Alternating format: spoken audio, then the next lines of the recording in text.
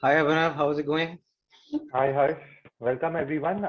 We'll just wait for 5-10 minutes just for everyone to join in and then we'll start. It's 11:55. We'll wait at 12 and then wait for 5 more minutes for everyone to join in and then we can start the session.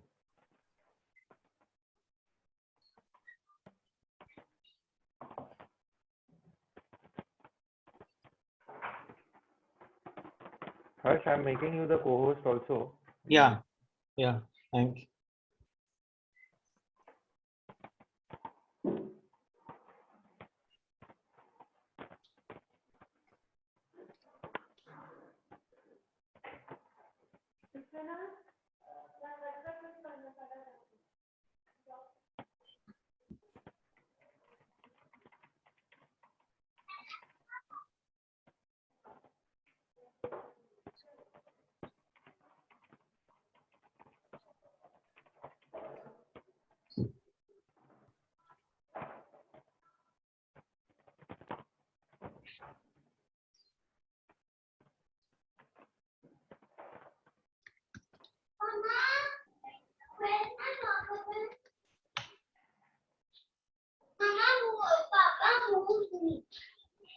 Like it started.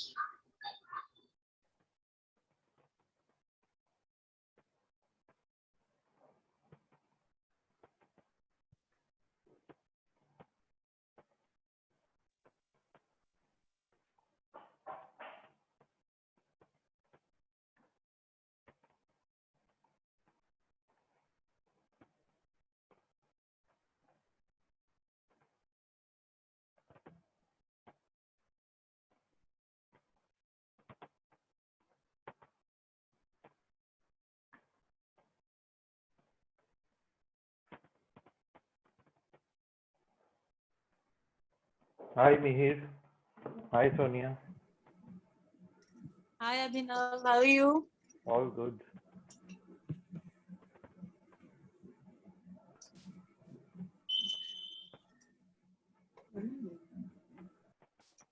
Hi Mihir. Hi Harsh. Hi Vaibhav. Hello, good morning, everyone. Good morning.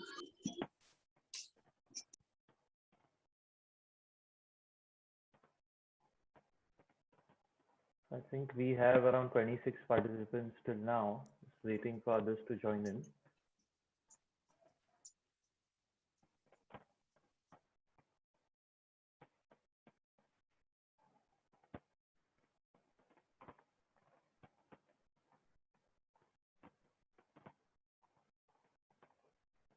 I put a live stream on YouTube also. So it has to be shared.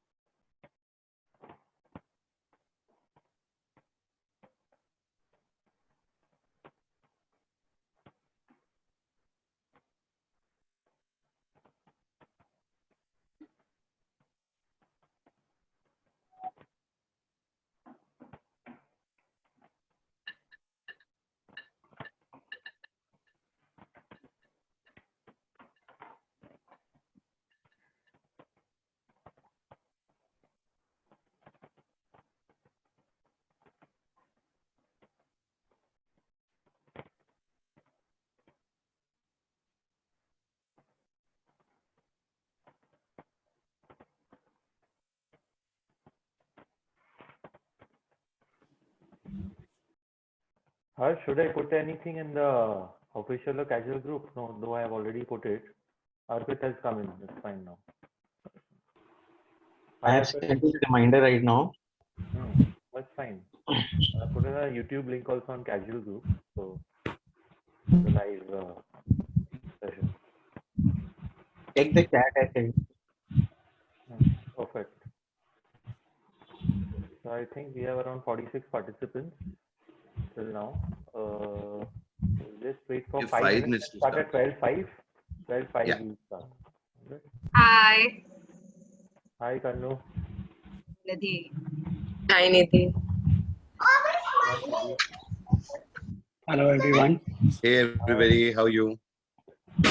Hi, Anand. Hi, Ashi. Good morning everyone. Good Arpit, afternoon. Good afternoon everyone. Hey Arpit, everyone, good afternoon. just Could you do something about this voice which is cracking? So it's not cracking for me. Or is it happening with everyone? Not No, happening for me. it's not cracking for me really. also. It's not cracking for us. There's just some problem with my network.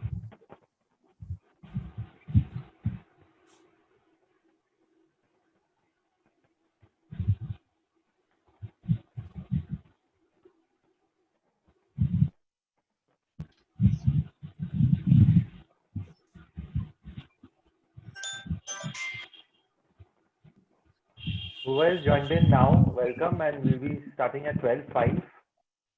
So just waiting for 5 more minutes for everyone to join in.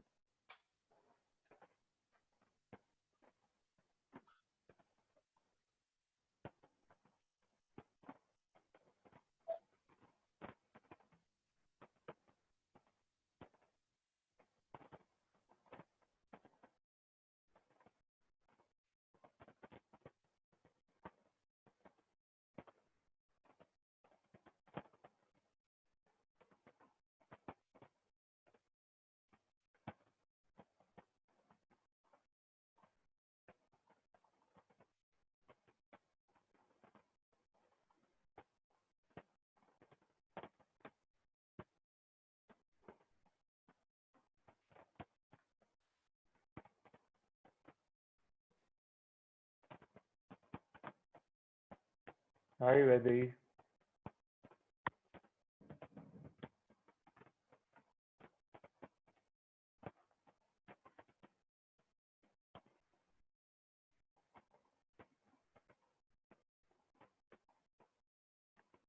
हाँ मेरा आ रहा है voice पे।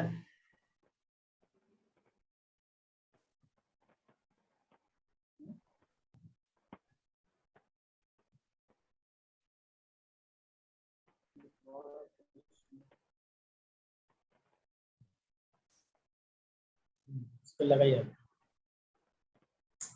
हमको दीजिए phone.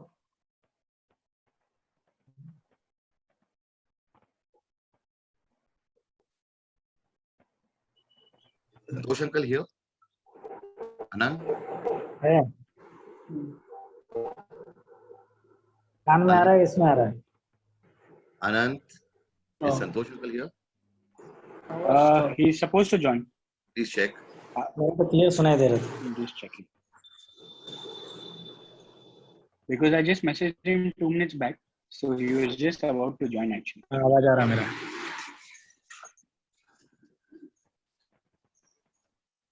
I'll just call him.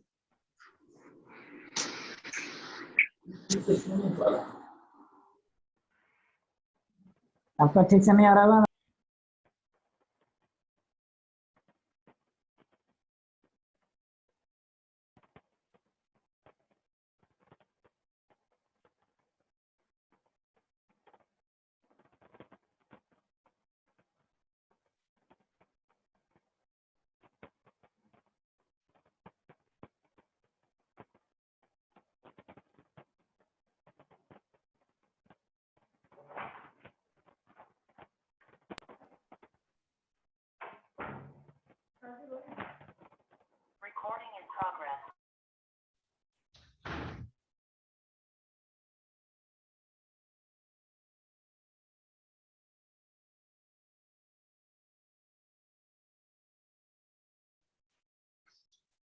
Abhinav, you're on mute.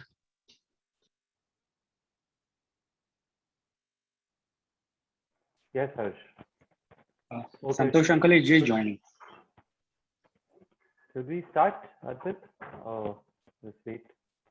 बोल रहा मेरा नाम भी बोल Give it 1 minute. Pause for Yeah, one more of person course, coming in. of course.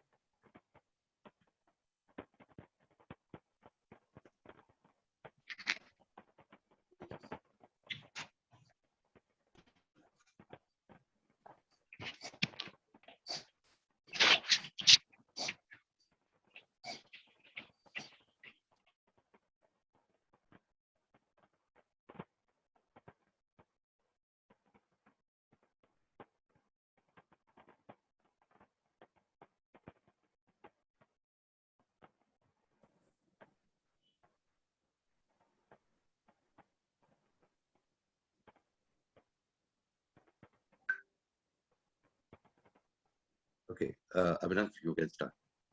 Okay. So welcome everyone. Welcome to the CII Young Indians Rural Initiatives Kolkata session on grassroots model of economic development and rural India by Shri Mayank Gandhi ji.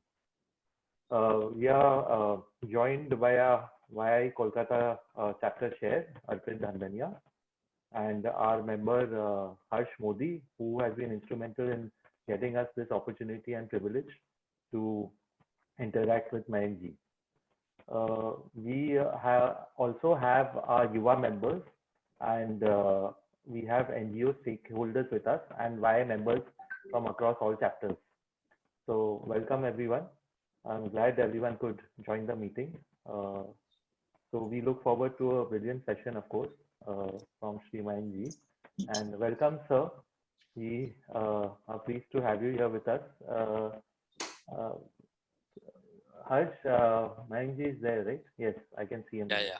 Yeah. Hi. So it's been 5 years since you quit politics. I know the summer of 2016 was the turning point for him.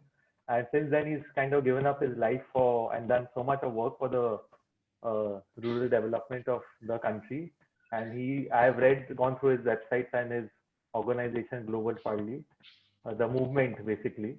And of course, he says that we are in a first-class country, but there's a third-class governance which is happening. So that's something I found interesting. Especially for you guys in West Bengal. So let's leave the politics apart. So we are looking forward to a lot of takeaways from you, sir. And I hand over to Arpit, who is our chapter chair, to speak a little bit on YN and a little bit on our initiatives as well. Just before you do that, Arpit, let's leave the G and Sir and my white hair should not lead you astray. Let's just say Mayank or Mayank Gandhi. That's it. Super. This reverence is not necessary. Mayank ji, now again, I have to say that because that makes us feel young at heart, right? As we are young Indians.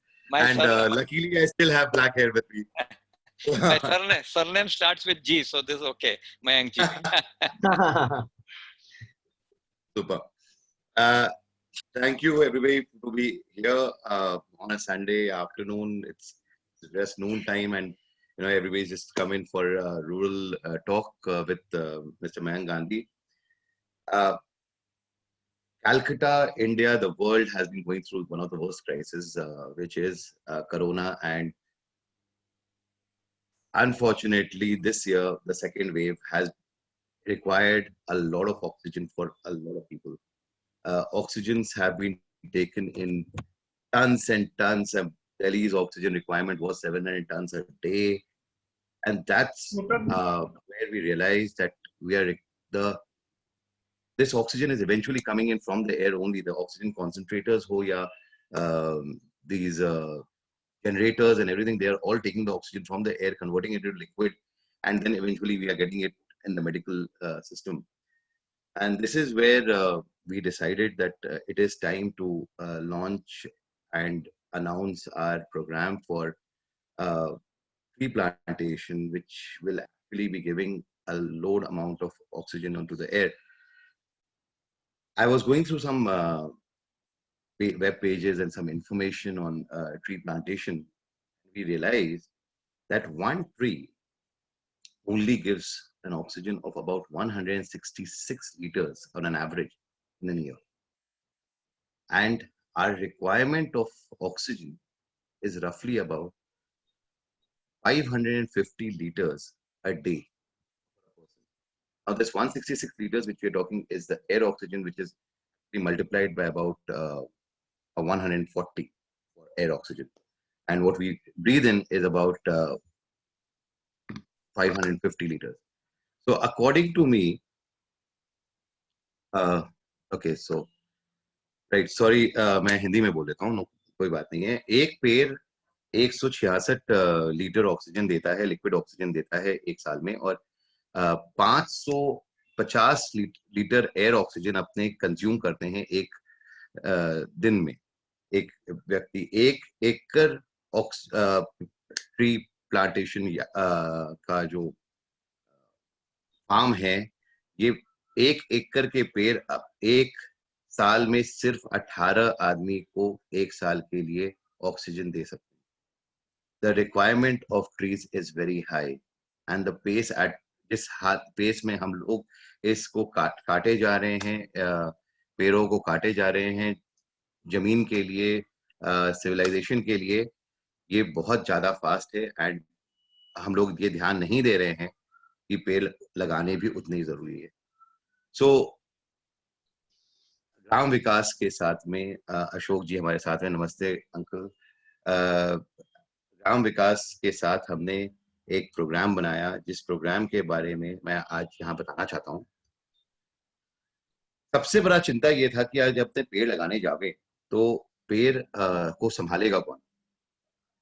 पेड़ मर जाते हैं क्योंकि झाड़ आ जाती हैं और तूफान आ जाता है और पेड़ मर जाते हैं। तो पेड़ को संभालेगा कौन? तो पेड़ संभालने के लिए हमने डिसाइड किया कि फार्मर्स को हम लोग पेड़ लगवाए जो फ्रूट बेरिंग पेड़ हो, जिससे कि वो उसके साथ में इवेंचुअली उसकी कुछ कमाई भी हो सके, उसके एंटरप्रेन्योरल बेनिफिट भी हो सके। ये पेड़ जब लगाने का आपने बात किए तो ये बात हुआ कि भाई वो फार्मर उसको बेचेगा कहाँ? उगा तो लेंगे पर बेचेंगे कहाँ पे? बेचने के हिसाब से ये बात हुआ कि अगर अपने एक गांव में या 100 गांव में एक ही तरह का पेड़ लगाए, डिपेंडिंग ऑन वहां पे कैसा सॉइल है उसके ऊपर एक ही तरह का पेड़ लगाए और पूरे गांव 100 गांव में एक टाइप का लगाए, तो वहां इवेंचुअली साल 2 साल 3 साल में मंडी बन जाएगी। और जब वो मंडी बन जाएगा वहां पे अगर समझ लीजिए हम सिर्फ पपीता उगा रहे हैं तो वो पपीता इतना उगेगा कि सिर्फ गांव वाले नहीं खा सकेंगे, उसको बेचना ही पड़ेगा और बेचने के लिए वहां मंडी बनेगी और लोग जाएंगे वहां पे, बिजनेसमैन जाएंगे, गवर्नमेंट जाएगी वहां से खरीदने के लिए। सो द जो पूरा प्लान जो ये बनाया गया है उसके हिसाब से सिर्फ पेड़ लगाने की बात नहीं कर रहे, सिर्फ ऑक्सीजन देने का बात नहीं कर रहे, हम उस गांव का पूरा विकास करने का बात कर रहे हैं। 1 एकड़ जमीन में आज के दिन साल भर का रेवेन्यू, साल भर की आमदनी एक फार्मर को धान उगा के सिर्फ 30,000 से 40,000 रुपए है 1 एकड़ का, और वो रेवेन्यू चेंज हो जाता है 3 से 4 लाख रुपए अगर वो पूरे जमीन पे पेड़ उगाए, फ्रूट बेरिंग पेड़। हर पेड़ का अलग अलग वैल्यू है, पर एक एवरेज प्राइस में 3 से 4 लाख रुपए तक के उनके रेवेन्यू हो जाते हैं, तो 10 गुना रेवेन्यू बढ़ जाता है। परंतु क्योंकि धान में एक गारंटी है गवर्नमेंट की खरीदने की और 3 बार उसको कैश जैसे वो उगा सकता है, इसलिए वो ये उगाना चाहता है। तो मैं शुक्रगुजार हूं 3 जनों के, जो 3 संस्थाओं के जो हमारे साथ में जुड़े हैं इसके लिए, इसको करने के लिए। सबसे पहले तो ग्राम विकास जिन्होंने कहा है कि ये पूरा का पूरा ग्राउंड वर्क हैंडलिंग कहाँ लगेगा, कैसे लगेगा, कौन से फार्मर के लगेगा, कितना लगेगा और कैसे उसका रिपोर्टिंग होगा, वो पूरा ग्राम विकास कर रहा है। अशोक अंकल नमस्ते, thank you so much for this. दूसरा संस्था जो हमारे साथ है इसमें वो है concern for earth, Santosh ji Mohta. उन्होंने कहा जितना पेड़ आप संभाल के लगाओगे मैं सारे पेड़ आपको देने तैयार हूँ। संतोष जी आप हमारे साथ आज हैं, थैंक यू सो मच। आपके कारण हम इस स्टेप को आगे बढ़ा सक रहे हैं। राधिका झुंझुनवाला और उसकी टीम, ये आशीष झुंझुनवाला हमारे मेंबर की डॉटर है। इन्होंने हेल्प बंगाल ब्रीथ करके एक छोटा सा ऑर्गेनाइजेशन बनाया, एक अवेयरनेस कैंपेन चालू किया एंड दे हैव सेड कि हम लोग 10,000 पेड़ तक बिगिन करने के लिए अभी चालू करेंगे। और इसके अलावा आशीष कांकरिया वो भी हमारे साथ है आज। आशीष ने भी कहा चालू करने के लिए एक बार 10,000 पेड़ के साथ में अपने चालू करेंगे।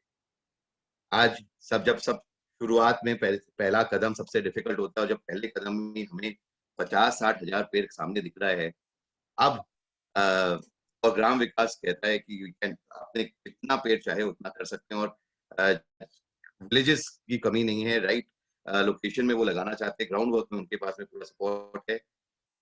मैं आज वाया कैलकाटा के तरफ से इस साल का एक फर्स्ट टारगेट 1 लाख पेड़ लगाने का करता हूं और ये होप करता हूं कि अगले 6 महीने के बाद जब ये लग जाएगा और उसके 2 साल बाद अपने उन गांवों में मंडी बन जाए और मंडी बन के उनके आमदनी बढ़ जाए एंड इवेंचुअली सिर्फ क्लाइमेट चेंज नहीं, एक entrepreneurship programme.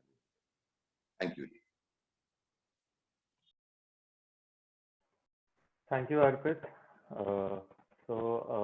Can I ask Harsh to just step in and speak a little bit on Mayankji, and Mayankji can then speak. Though he said to say Mayank, I can just Mayankji just comes automatically, sir. So friends at YI, Gram Vikas, other NGOs and college students, I'm honored to have Mr. Mayank G. Gandhi with us. He's the founder of Global Parley. The name Parley is an area in Maharashtra which has been economically and environmentally transformed by Mayank Ji and his team at Global Parley. He has done the impossible. His team or villagers together have created a river, they've created several dams, 5.2 million trees, and transformed the community from suicidal people to happy farmers. And despite all of this, he is a model of humility. इनसे सीखने के लिए हमारे पास बहुत कुछ है और हम सीखते ही रहेंगे बस. So first we will be watching the video because it's very well done and explains everything, and then we'll be hearing from him, and there'll be plenty of time for questions after that. So let's without further ado, let's move towards the video. So I'm just starting the video, and if anyone has any questions, they can post it in the chat box, and later on we will just collate relevant questions and we'll ask Mr. Gandhi to reply to them. Thank you.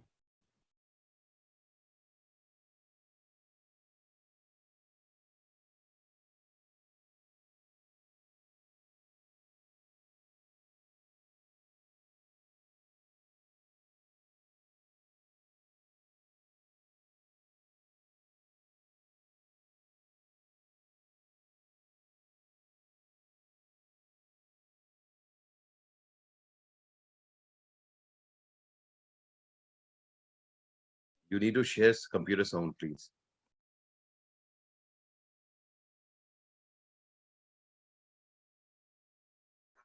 Abhinav, there's no sound. Yeah, there's no sound.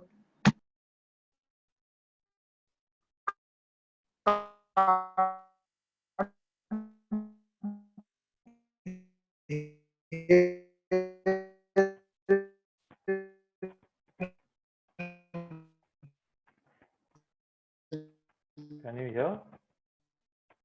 No, there's no sound. Okay, one second. Abhinav, when you share, you need to also share computer sound. Right. वरना नहीं होगा. हाँ.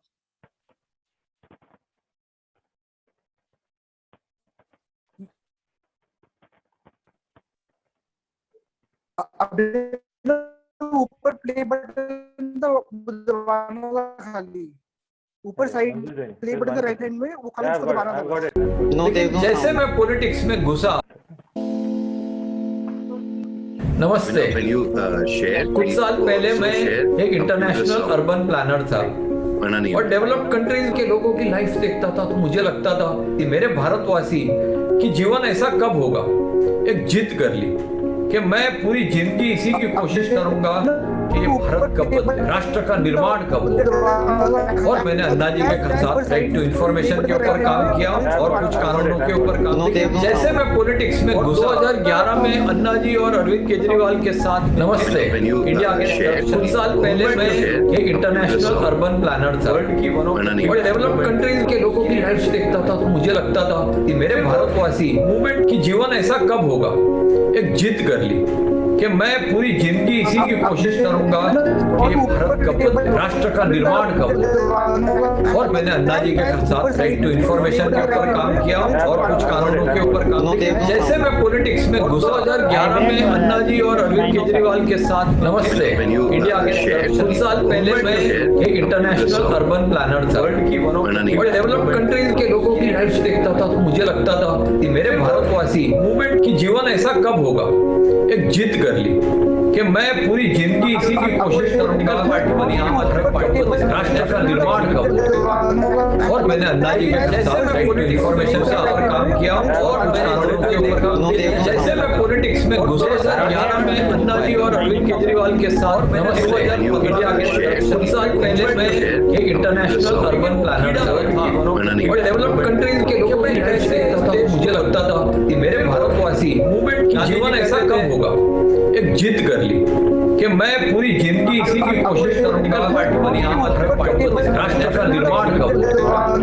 और मैंने अन्ना जी के साथ information से ऊपर काम किया और मैं कानूनों के ऊपर काम किया। जैसे मैं पॉलिटिक्स में घुसा 2011 में अन्ना जी और अरविंद केजरीवाल के साथ, मैंने 2000 के कुछ साल पहले मैं एक इंटरनेशनल अर्बन प्लानर था और डेवलप्ड कंट्रीज के लोगों की लाइफ देखता था तो मुझे लगता था कि मेरे भारतवासी मूवमेंट की जीवन ऐसा कब होगा।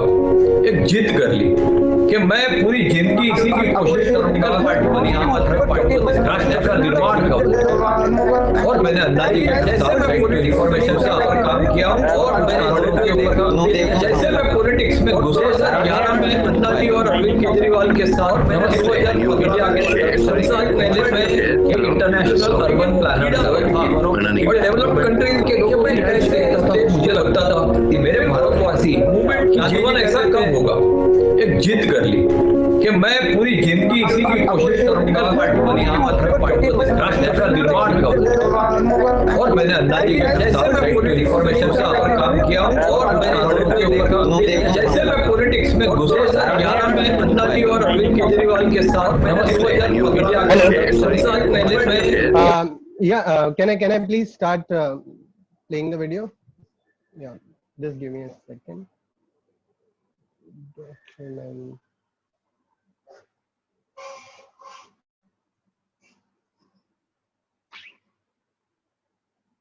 Yep, I'll be sharing my screen now. Just a moment.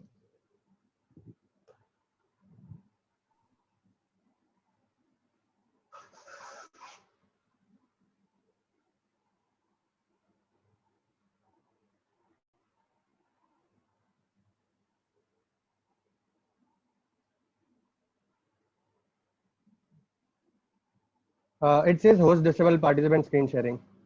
So I would request the host to please allow me to. Prem can be made the co-host. Yep. I have the video ready in front of me. Yeah. I'm unable to make him the co-host. Arpit, can you do that? It's not, I'm not getting the. No, remove me and Prem Rawal Rawal को co-host बनाना है. you can remove me from co-host. हाँ, कनुप्रिया प्रेम रावल को co-host बनाना है.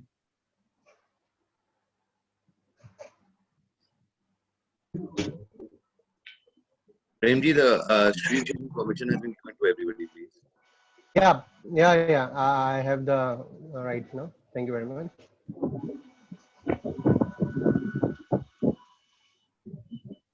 Everyone requesting to please go on mute.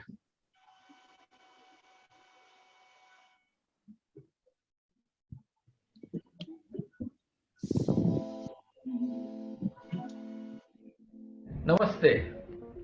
कुछ साल पहले मैं एक इंटरनेशनल अर्बन प्लानर था और डेवलप्ड कंट्रीज के लोगों की लाइफ देखता था तो मुझे लगता था कि मेरे भारतवासी की जीवन ऐसा कब होगा। एक जिद कर ली कि मैं पूरी जिंदगी इसी की कोशिश करूंगा कि ये भारत कब बदले, राष्ट्र का निर्माण कब हो।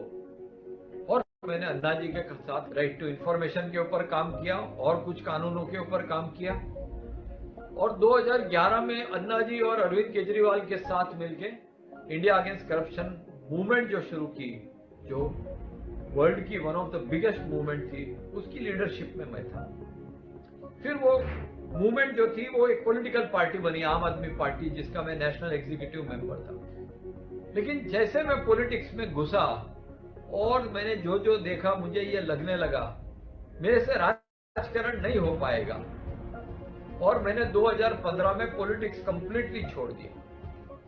लेकिन वो कीड़ा तो था कि मैं कैसे इस देश को बदलूं। गांधी जी कहते थे India soul lives in its villages. अगर इंडिया को बदलना है तो गांव को बदलना पड़ेगा, और अगर मॉडल बनाना है देश को बदलने का, ऐसी जगह सिलेक्ट करें जहां सबसे ज्यादा तकलीफ हो।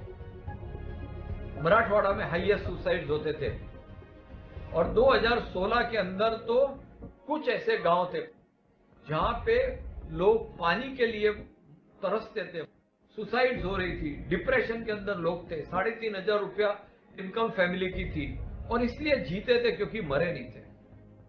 Hello, welcome to Pali. Pali is a pilgrimage for us. It is where Mayank landed up and found people walking around with dead men's eyes. They had no water to drink and no one to care for them. But Mayank cared. परली के अंदर मैंने पानी देना शुरू किया tanker. 56 गांव के अंदर 60,000 लोगों को 1.5 करोड़ लीटर हमने पानी दिया। मैंने इसके पहले लगान पिक्चर छोड़ के कोई गांव नहीं देखा था, मुझे मराठी नहीं आती थी, और मैं गांव में घूमने लगा और वहां के लोगों की हालत देख के बहुत दुख होता था। क्या कर सकता हूं मैं, कैसे इस एरिया को बदल सकता हूं और ये मॉडल को लेके देश बदल सकता हूं, इसके ऊपर विचार करने लगा। और मैंने डिसीजन ले लिया। मैंने सोचा पूरा जीवन सेवा में ही गुजारूंगा, और मैंने जहां नौकरी थी वो छोड़ दी, और मेरे पास एक फ्लैट मैंने बुक किया था वो बेच दिया, और गांव में मैंने काम करना शुरू कर दिया। लेकिन एक चीज मैंने तुरंत मुझे समझ में आ गई कि जो गांव है ये एक मल्टीपल ऑर्गन फेलियर जैसा है। हार्ट के ऊपर आप काम करोगे लीवर खींच लेगा, लीवर पे काम करोगे लंग खींच लेगा। तो अगर आपको गांव बदलना है तो आपको 360 डिग्री हर एक एस्पेक्ट पे काम करना पड़ेगा। हमने पानी के ऊपर काम किया, हमने इनकम जनरेशन के ऊपर काम किया, एजुकेशन के ऊपर खूब काम किया, स्वास्थ्य के ऊपर, हेल्थ केयर के ऊपर काम किया, फिर स्किल डेवलपमेंट के ऊपर किया, कैपेसिटी बिल्डिंग के ऊपर किया। गांव वालों को तैयार करने के लिए जो डिप्रेशन में था, जिसकी आंख के अंदर अग्नि नहीं थी, सोललेस आइज बोलते थे, जिसके युवाओं ने कभी दूध नहीं चखा था, उन सब के लड़ने को तैयार कर दिया, एक आर्मी जैसा बना दिया। The biggest thing was that a social transformation took place, and small villages can be incredibly competitive. If you have one political party, there are probably 3 factions of that party in that village. He said that, look, if you talk about politics in this village, I'm not going to enter the village. So he was very, very intelligent. He completely stayed away from politics. He speaks nothing but development, development and development. वहां पे दारू का बहुत ज्यादा चलन है, और रेवली गांव करके था, उसके अंदर 7 युवा सिरोसिस ऑफ लीवर से मर गए थे। रात को रोड के ऊपर सब दारू पी के सोते थे, लेडीज ने पीना शुरू कर दिया था, बच्चों ने पीना शुरू कर दिया था। और फिर हमने तय किया कि एक आंदोलन करते हैं, और वहां की लेडीज, बच्चे, युवा सब आगे रात को मशाल लेके घूमने लगे, दारूबंदी झालीच पाइए, और दारू की दुकान पे रेड मारने लगे। और इस तरह हमने 15 गांव में दारू कंप्लीटली बंद कर दिया। खुशी हो या गम हो, मुझे खाली शराब ही दिखती थी, शराब के अलावा मुझे कुछ दिखता ही नहीं।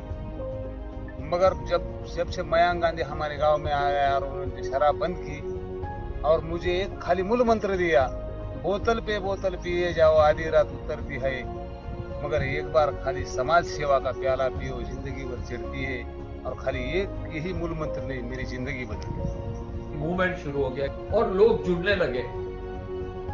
तो 2017 में ये सोचा कि अगर मैं अपनी जीवन में इस तरह काम करूंगा गांव बदलने का, तो 25, 50, 100, 200 गांव बदल पाऊंगा। और भारत में 6.5 लाख गांव है, तो फोकस करके हमने ये सोचा कि अभी पानी के ऊपर काम करते हैं। जैसे शरीर के अंदर 70% मात्रा पानी की रहती है, वहां के प्रॉब्लम भी 70% पानी से जुड़े हुए थे और लोगों को इकट्ठा किया। मुझे याद है 45 डिग्री की धूप,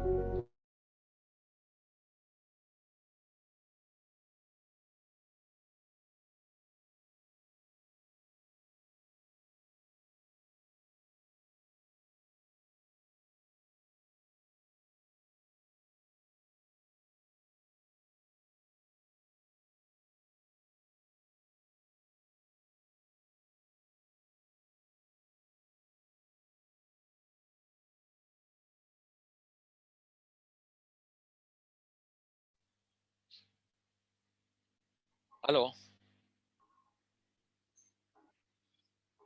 Hello. Has it stopped for everyone? Yeah, I think it is. Yes. Prem, what is the situation? Yes.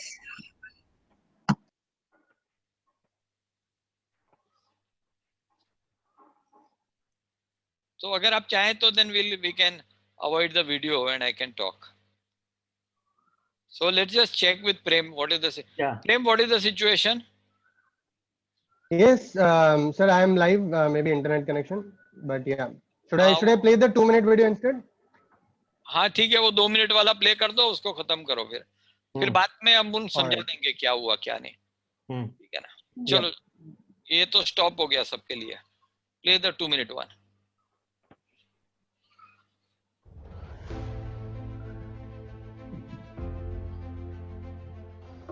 Bharat माता की कुछ सदी पहले भारत की इकोनॉमी 33% थी पूरा विश्व की और उसका ट्रेड जो था ये करीब 30% था। आज ये 2.6% और 0.8% हो गया।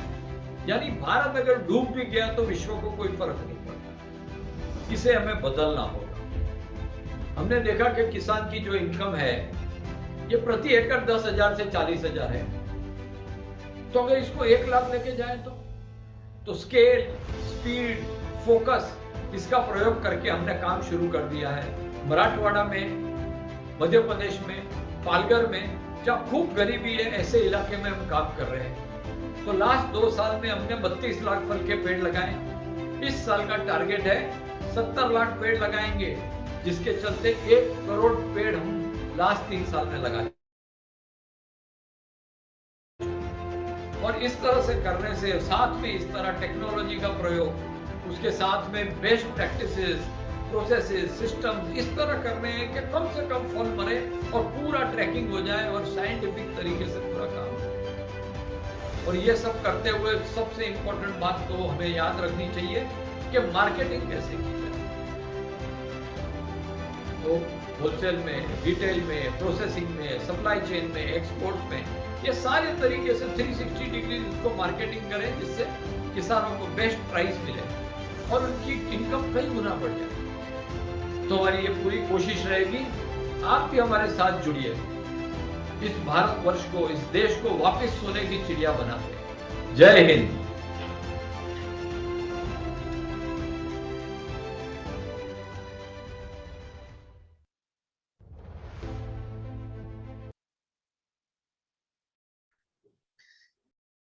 So I think we can watch the 14-minute video on our own on YouTube links.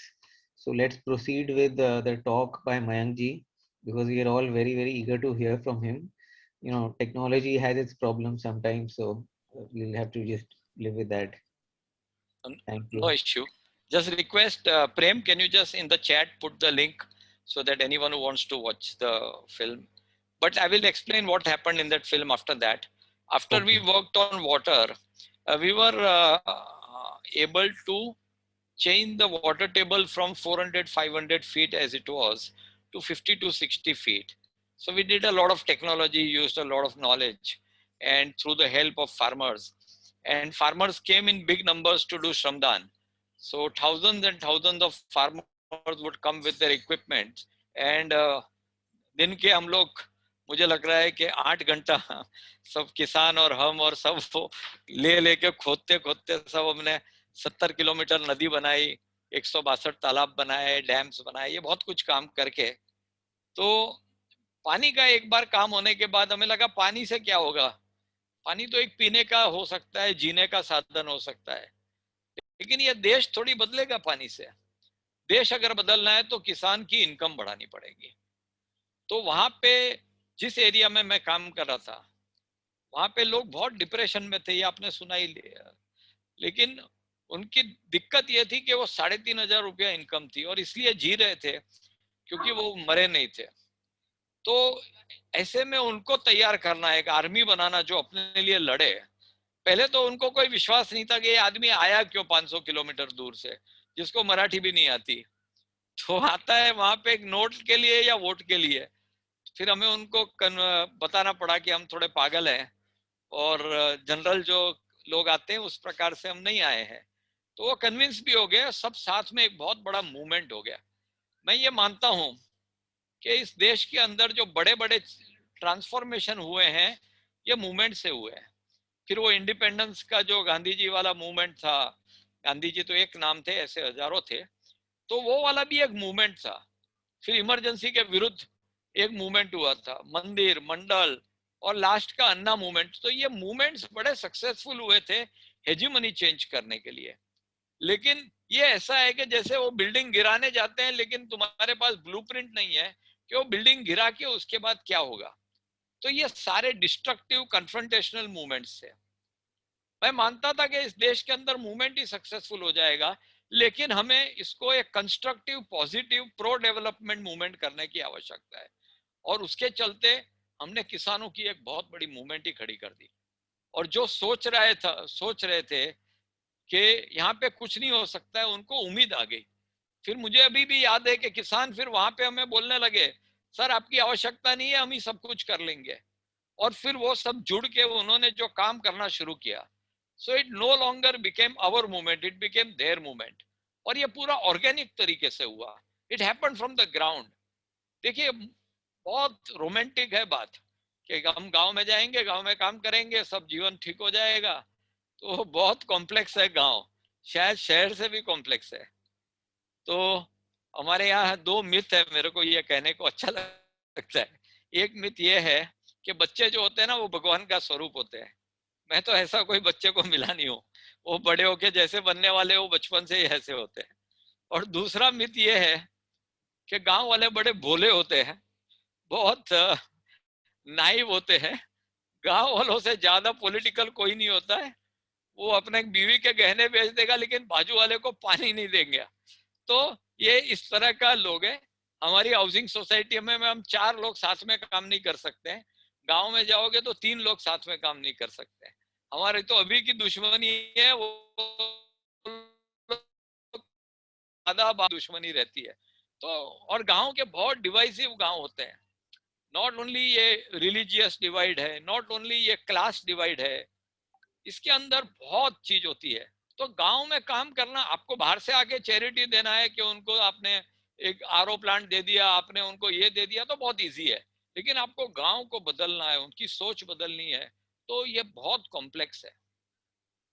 तो जैसे मैं आपको एक एग्जांपल देता हूँ, मूवमेंट करनी थी मुझे, और गांव में जब भी जाके मैं मीटिंग करूं, भले 1000 लोग आए, पर उसमें एक भी लेडीज नहीं आती थी। और मैं जानता था कि मूवमेंट करनी है तो लेडीज के बिना मूवमेंट हो ही नहीं सकती। तो एक बार क्या हुआ, ये बहुत इंटरेस्टिंग हुआ, मैंने कुछ नहीं किया इसमें। एक रेवली गांव था, वहां मैं मंदिर के प्रमाइस के ऊपर, मेरा आधा हिंदी आधा मराठी बोल रहा था, तो मेरे ऊपर कोई जोर से बोल रहा था। तो मैं थोड़ा इरिटेट हो गया और मैंने कहा कि यार मंदिर के अंदर तो आके इतना दारू पी के मत आया करो। वो मीटिंग होने के बाद मुझे पछतावा हुआ कि मुझे बोलने की क्या जरूरत थी, किसको पब्लिकली इंसल्ट करने की। वो जो आदमी होगा किसका चाचा होगा, किसका भाई होगा। लेकिन सरपंच ने बड़ा सीरियसली ले लिया। सरपंच, शाम का समय था, सरपंच 3-4 लोगों को लेके, वहां की जो लोकल दारू की दुकान थी, वो छोटा इलिसिट लिकर होता है जो जमीन में खड्डा करके बनाते हैं कुछ भी डाल के, तो वहां जाके उन्होंने कहा कि आप यार दारू बेचना बंद क्यों नहीं कर देते हो। ऑलरेडी 7 लोग मर चुके हैं और कुछ लोग हॉस्पिटल में थे। शाम होते ही वो दारू पी के लोग रोड पे पड़े रहते थे। लेडीज ने पीना शुरू किया था, 10 साल के बच्चे पी रहे थे। डिप्रेशन था ना, 10 रुपए का ग्लास पी के दुनिया अगर भूल सकते हैं तो पीते थे वो लोग। पता नहीं क्या हुआ, तो दारू की दुकान वाले का संध्या काल का समय था, तो उन्होंने कहा कि मेरे पास 7 दिन का स्टॉक है, मैं इसको बेच देता हूँ और फिर मैं बंद कर देता हूँ। तो उनका फोन आया सरपंच का, तो मुझे लगा कि एक फॉर्मूला मिल गया मुझे। मैं दौड़ के दूसरे दिन सुबह उसके घर पहुंचा और मैंने उसके चरण पकड़ लिया। तो उस समय क्या था कि मैं रोज टीवी पे आता था, काइंड ऑफ अ सेलिब्रिटी था। यानी मैं अभी भी जानता हूँ कि जिसके पास और कोई काम नहीं होता है वो टीवी पे आता है, लेकिन उनके लिए ऐसा लगता था कि कोई बहुत बड़ा आदमी आया है। तो उनको मैंने कहा कि भैया आपके अंदर देव ने प्रवेश किया है, भगवान ने प्रवेश किया है, तो अभी क्या करोगे आप 7 दिन के बाद? वो बोला पता नहीं। बोला एक काम करता हूँ, मैं आपको 3 बकरी देता हूँ प्रेग्नेंट, आप बकरी को बड़ा करने का काम कीजिए। तो 7 दिन के बाद उन्होंने दारू बंद कर दिया और मैंने उसको 3 बकरी प्रेजेंट की। लेकिन मुझे फॉर्मूला मिल गया। फिर मैंने सुपरिंटेंडेंट ऑफ पुलिस को कह के 2 हवलदार रखे और सारे गांव में रेड पे रेड मार रहे थे।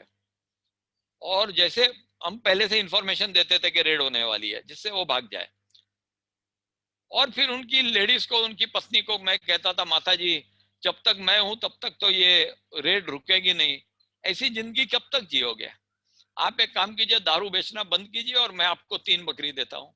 तो ये कैरेट एंड स्टिक मेथड से 15 दिन के अंदर हमने सारी दारू की दुकान बंद कर दी। और जो लेडीज थी जिसको सबसे ज्यादा सफरिंग होती है दारू से, वो सब कहने लगे अरे हमारा भाई आया है मुंबई से हमको बचाने। और फिर मेरी जितनी मीटिंग होती थी उसमें लेडीज जेंट से ज्यादा आने लगे और मशाल लेके शाम को सब घूमने लगे, दारूबंदी जाली छपाई जाए। और फिर ये लेडीज ने क्या किया कि मंजीरा लेके दारू की दुकान के बाहर बैठ के रामधुन करने लगे। तो ऐसे करते करते सोशल ऑस्ट्रासाइजेशन, पुलिस का डर, 3 बकरी का टेम्पटेशन, और एक तरीके से जिनको गिल्टी कॉन्शियस था उसका उनको सॉल्यूशन दिया और दारू की दुकान बंद हो गई और मेरा मूवमेंट शुरू हो गया। ये मूवमेंट ने पूरा चेंज किया। तो ट्रांसफॉर्मेशन जो होगा गांव में ये मूवमेंट से होगा। आप जाके उसको कोई गिफ्ट दोगे, या रोटरी क्लब है, बाकी क्लब है, जाके उनको कुछ देके आते हैं, उससे कोई ट्रांसफॉर्मेशन बदलाव नहीं आने वाला है इस देश में। वो तो ये भिखारी बना रहे हो आप सब, ऐसे जाके तैयार है हाथ खड़े करके क्या देते हो। मैं भी शुरुआत में गया, उनको लगा मुंबई से कोई मूर्ख आया हुआ है, जो देता है उसको ले लो।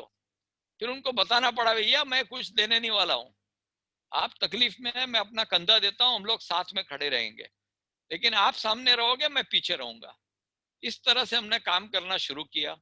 पानी का खूब काम किया, लेकिन पानी का काम के चलते क्या हुआ कि एक मूवमेंट तैयार हो गई, लोग जुड़ गए एक दूसरे के पास। पहले जो एलिट्स था, गांव के कुछ लोग जो पूरा गांव कंट्रोल करते थे, उसके जगह लेडीज और यंगस्टर सारे सामने आ गए।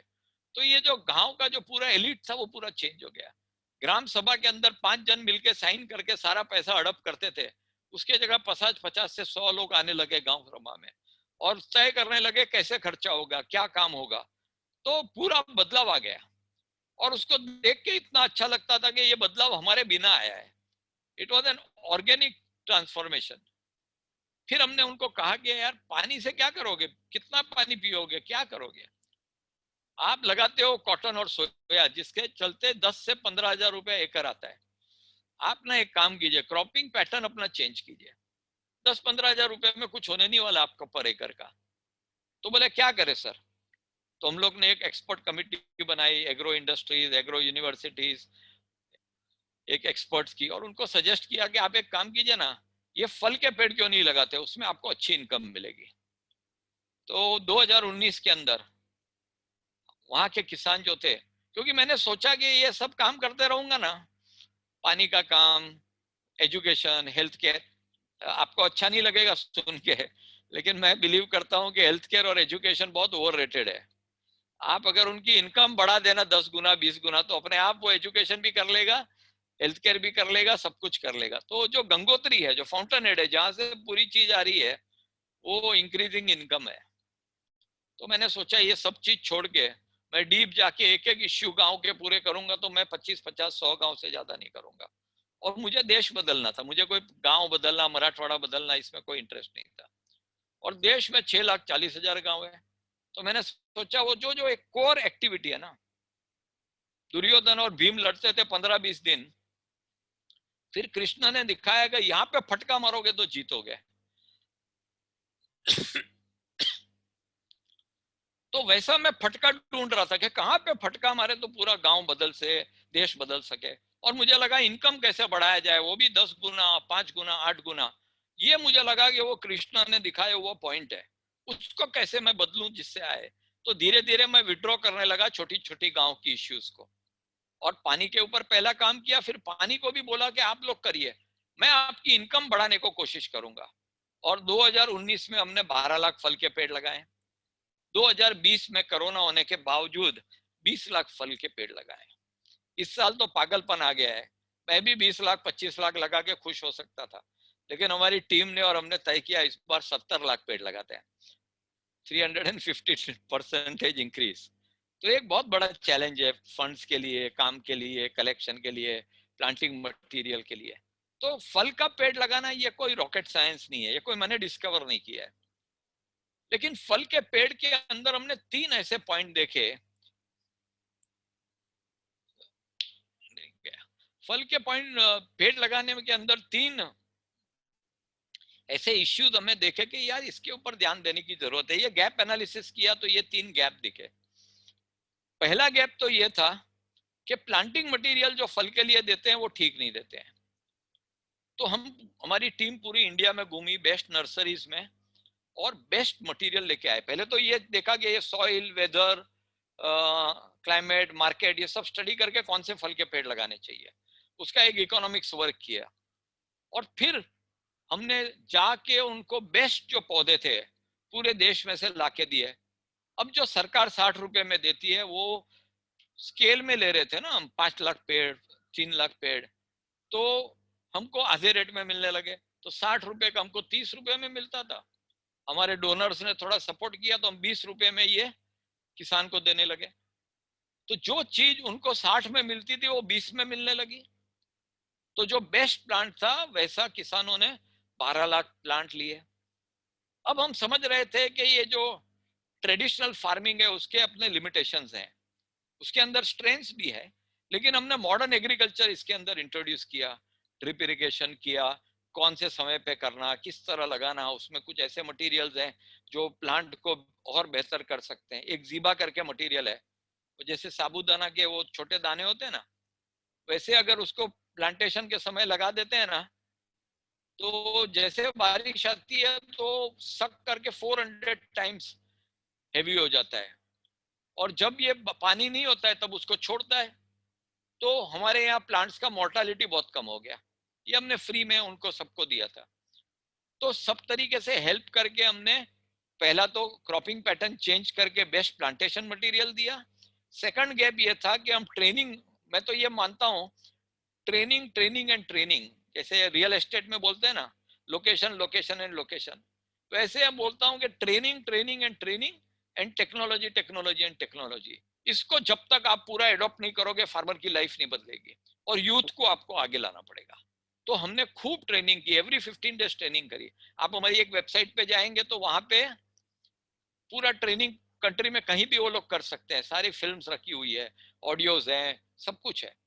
फिर हमारी बुकलेट है, फार्मर को देते हैं तो कैसे उगाना, सिलेक्शन ऑफ लैंड कैसे करनी, उसको उसका सॉइल कैसे एनहांस करना, पानी का कैसे करना, फिर कौन सा वाला फल सिलेक्ट करना, फिर उसका खड्डा कैसे करना, फिर प्लांट कैसे लगाना, फिर उसको कटिंग कैसे करना, फिर मार्केट कैसे करना, हार्वेस्ट कैसे करना। तो ये पूरा हम फार्मर्स को ट्रेन करते हैं, ऑनलाइन भी करते हैं और ऑफलाइन भी करते हैं। तो हमने देखा कि हमारे फार्मर्स दूसरे फार्मर से ज्यादा शाणे हो गए, और आजू बाजू के गांव के लोग को भी लगने लगा यहाँ कुछ हो रहा है। और तीसरा जो सबसे इंपॉर्टेंट पॉइंट था कि हमने अलग अलग टाइप के पेड़ दिए, मैंगोस दिया, पपाया दिया, ड्रमस्टिक दिया, नींबू दिया, मौसम्बी दिया, संतरा दिया,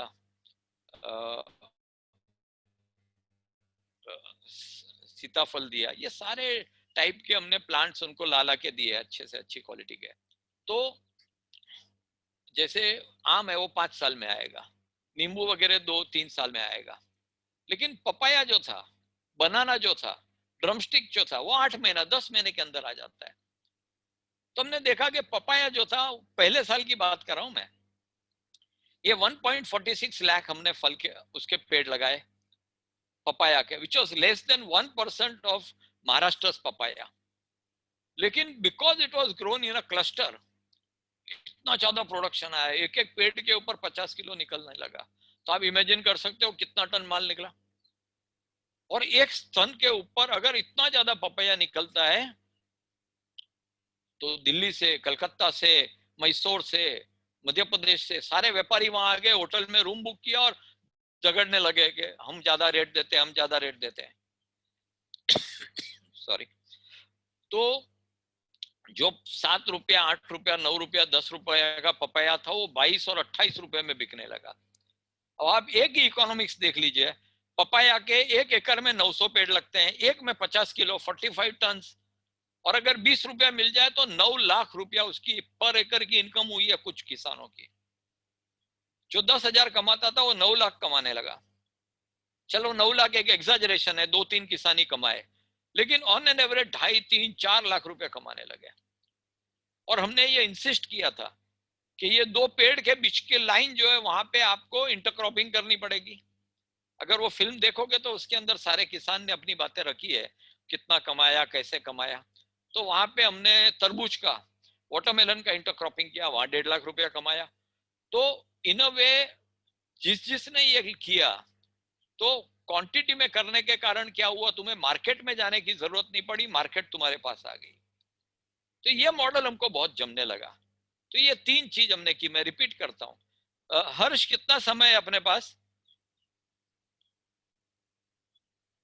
हम समय थोड़ा एक्सीड हो गया, बट कोई दिक्कत नहीं, because everyone's prepared for a little spill over. अपना वीडियो में थोड़ा टाइम गया, so let us continue for another 8 minutes and then we can open for questions. ठीक है। तो इस तरह से ये 3 मॉडल किए, changing cropping pattern, giving good planting, training, तीसरा मार्केट वहां पे लेके आना। तो ये सब करने से सबकी इनकम बढ़ने लगी। तो नेक्स्ट ईयर हम लोग दरवाजा खोले ऑफिस का और सामने सारे किसान बैठे, हमको भी चाहिए, हमको भी चाहिए। वो लॉकडाउन था तो खाली 20 लाख हुआ। इस बार 70 लाख में से ऑलरेडी हम लोग ने 25 लाख क्रॉस कर दिया है। और आई एम वेरी कॉन्फिडेंट के जितना भी लॉकडाउन आवे, जो भी आवे, we will finish 70 lakh. Total 1 crore पूरा करना है इस साल में।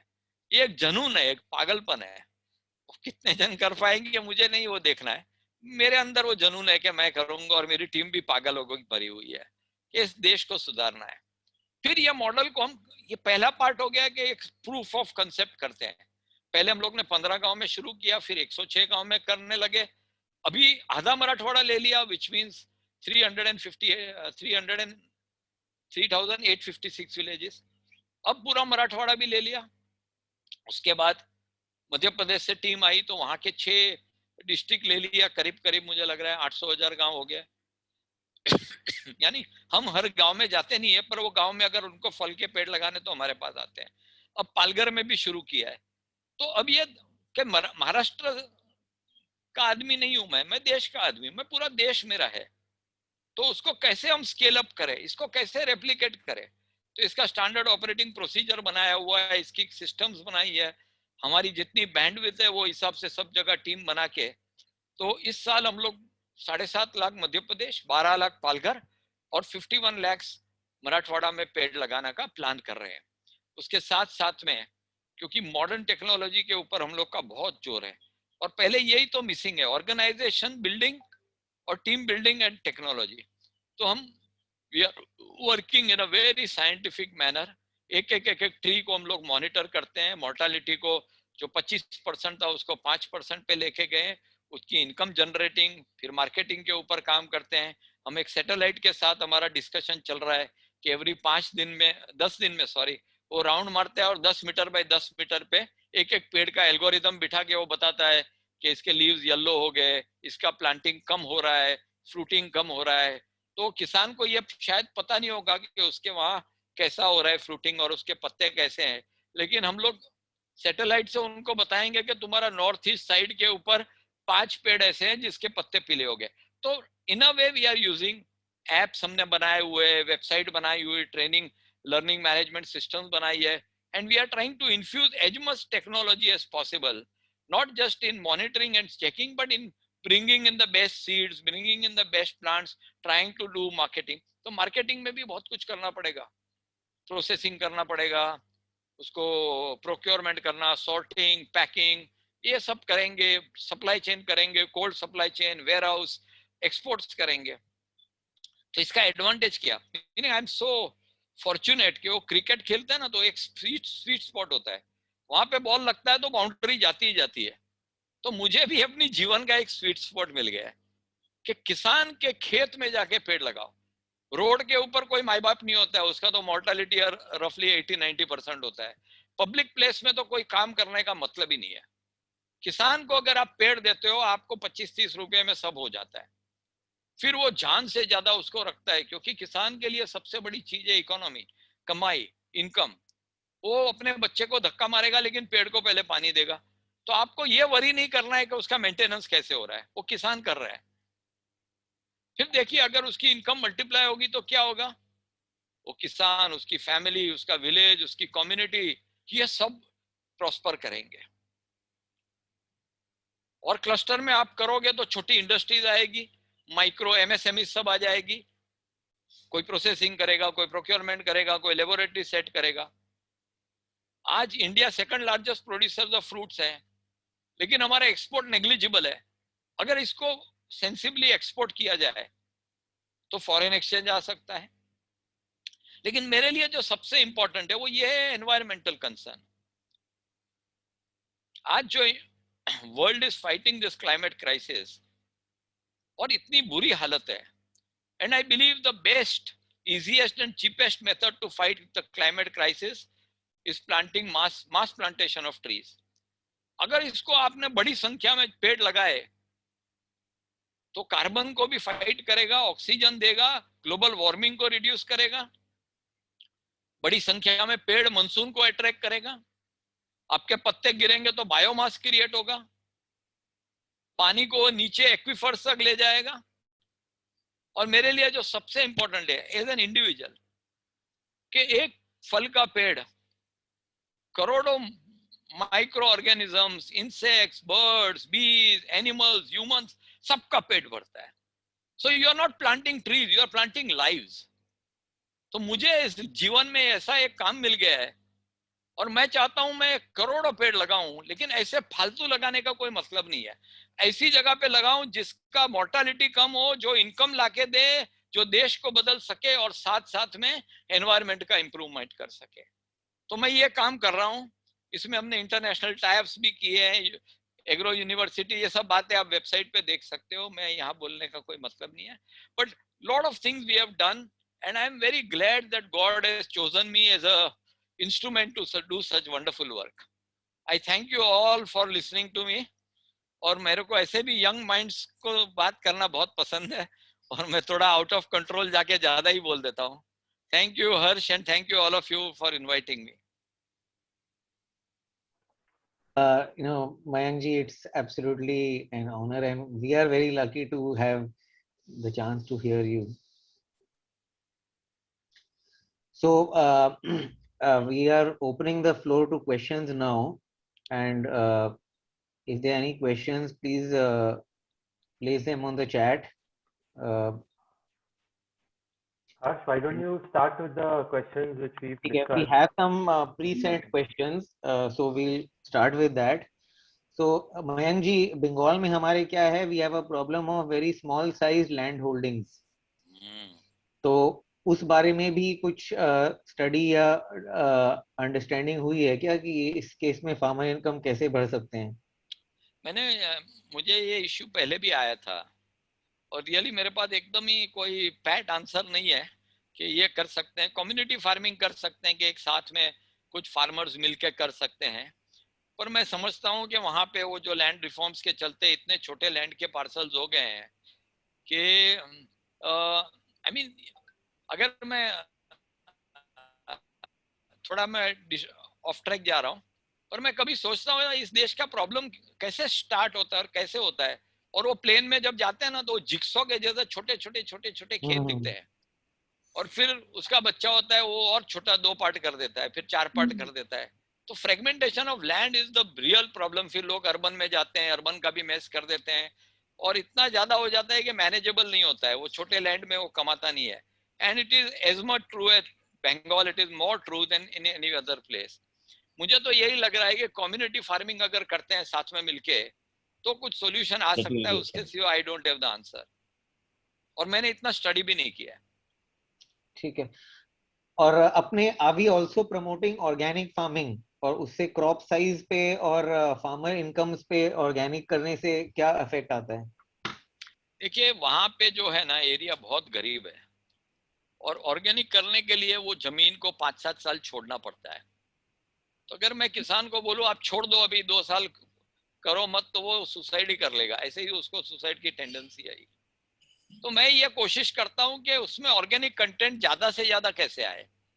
जैसे किसान है तो हम उसको वर्मी कल्चर के बेड दे देते हैं, हम उसको गोबर प्लांट का एनकरेज करते हैं, हम उसको वो पीप देते हैं, डिकम्पोजर देते हैं। हम कोशिश करते हैं कि आप ऑर्गेनिक जितना ज्यादा से ज्यादा करो, लेकिन उसको कंप्लीटली ऑर्गेनिक करने के लिए कुछ साल छोड़ना पड़ता है, एंड दैट इज अनएक्सेप्टेबल। सो मुझे ये, मैं बहुत फिलोसॉफिकल आदमी नहीं हूँ कि ऑर्गेनिक हो गया तो, मुझे भी बहुत पता है ऑर्गेनिक में भी कितनी कमियां है।